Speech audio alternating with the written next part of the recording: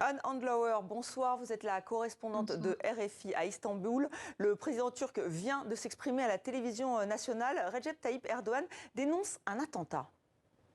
Oui, le président Erdogan a fourni aussi le dernier bilan qui est non définitif de 6 morts et 53 blessés.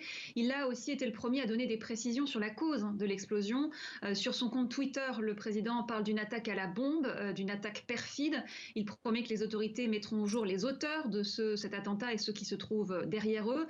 Et puis dans une autre déclaration quasi concomitante à la télévision, cette fois, il se montre un peu plus prudent. Il refuse de dire de manière certaine, je le cite, qu'il s'agit de terrorisme, mais il répète que les premiers éléments pointe vers cette hypothèse et il évoque par ailleurs le rôle d'une femme sans plus de précision.